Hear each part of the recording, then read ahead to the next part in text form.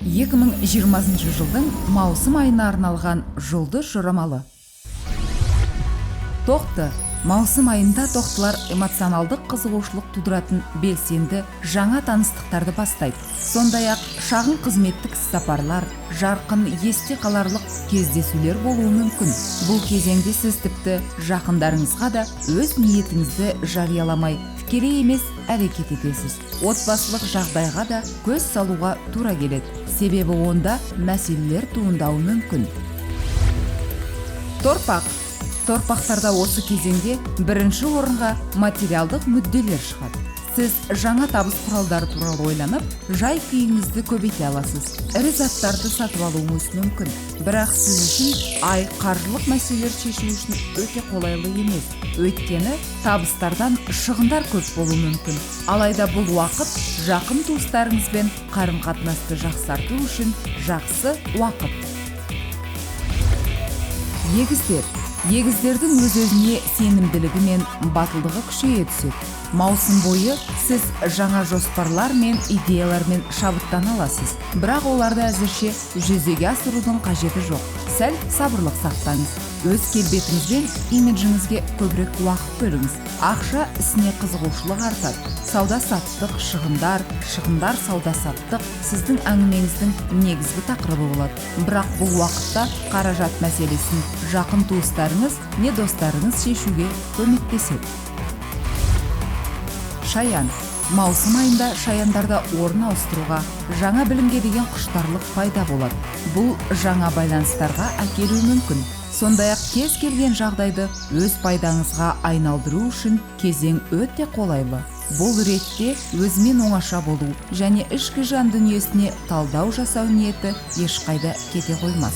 Жалпы бұл қорытынды шығару кейбір ескі істерді аяқтау уақыты.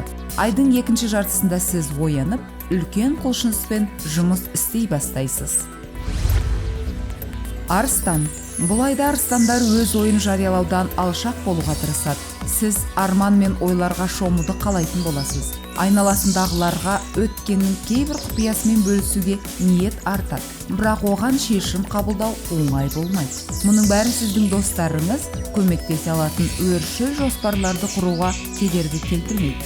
Маусым айында қоғамдық қызметпен айналысу арыстандарға жақсы жобаларда жетекші орынға ие болуға көмектеседі. Бикештер кәсіби деңгейін өсіру мен әлеуметтік мәртебе мәселелеріне көп уақыт бөледі. Өзіне деген сенімділік көп нәрсеге қол жеткізуге мүмкіндік береді. Бірақ сіз бұрын пысықталған жұмыс мәселелерін шешуге қайта оралуға дайын болыңыз. Танымдық сапарлар болуы мүмкін.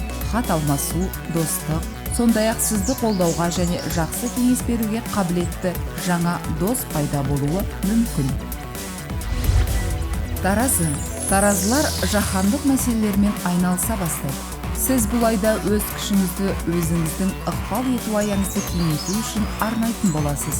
Қызықты адамдармен, соның ішінде халықаралық деңгейдегі адамдармен байланыс бірлескен сапарлар пайда болады. Романтикалық таныстықтар болуы мүмкін, бірақ ол тез аяқталады. Сондай-ақ біреудің қамқорлығы арқасында маңызды жоспарларды іске асыру мүмкіндігі пайда болуы ықтимал.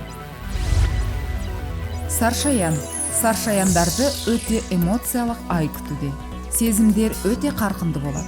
Жаңа нәрселерді сезінуге тілек артады. Сондай-ақ төлемдер, қарыздар мәселелеріне тап болу қаупі бар. Эмоционалдық шамадан тыс болғандықтан қарым-қатынаста мәселелер пайда болуы мүмкін. Бірақ сіз үшін осы қарым-қатынастардың шынайы құндылығын түсінбестен бірден түбегейлі шешімдер қабылдауға болмайды. Кәсіби тұрғыда қызықты ұсыныстар болып, бірақ олардың ішінен нәтижелі ештеңе болмайды.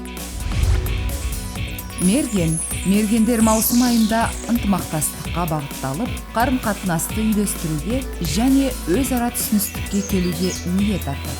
Бірақ бұл жоспарларды жүзеге асыру оңай емес. Өйткені қоршаған ортаның пікірі әрдайым сіздің тарапыңызда бола бермейді. Қарым-қатынастарға деген наразылық туындап, өз дегеніңіздің қалай да болса істеткіңіз келеді. Оппоненттер мен бәсекелестердің шабуылдары, сондай-ақ сіз өз пікіріңізді ашық айтуға мәжбүр болатын жағдайлар болуы мүмкін.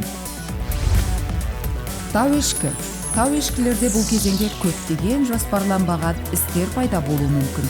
Жұмыс бойынша жаңа ұсыныстар болады, бірақ қазір қызмет саласын өзгерту өте сәтсіз уақыт. Денсаулық пен өмір жағдайларына көп көңіл бөлу керек, немесе қандай да бір жанға қамқорлық көрсету қажет. Жеке өмірге мүлдем уақыт жетіспейтіндей көрінуі мүмкін. Сондықтан қарым-қатынасы жоқ тау ешкілерде қысқа мерзімді, бірақ өте жарқын роман пайда болуы мүмкін. Су құйғыш. Су құйғыштар осы айда өте ғашық болу қасиеті арта түседі. Көпшіліктің назарына түсіп, маңызды болу ниеті күшейеді. Мүмкін сіздің өткен махаббатыңыз қайта пайда болып, сезімдеріңіз жаңа күшпен туындауы мүмкін. Жұмысқа деген еш қауқарыңыз соқпайды. Керісінше демалып, көңіл көтергіңіз келеді. Сондықтан бір ай бойы өз міндеттеріңізбен демалыс арасында не істеріңізді білмей қалуыңыз мүмкін. Қалай демалғыңыз келсе де, қарым-қатынас шеңбері негізінен әріптестерден құралғанын ұмытпаңыз. Балықтар. Маусым айында балықтар үй жағдайымен айналысқанды ұнататын болады. Алайда мүмкін эмоциялық қанағаттанбаушылыққа байланысты сіздің өз үйіңіз жайсыз болып көрінуі мүмкін.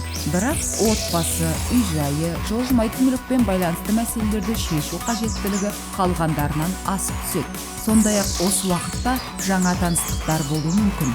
Күнделікті өмірде балықтарды көп қарым-қатынас күтеді. Ортақ мүдделер негізінде пайда болатын еш нәрсеге міндеттемейтін кездесулер көп болуы ықтимал.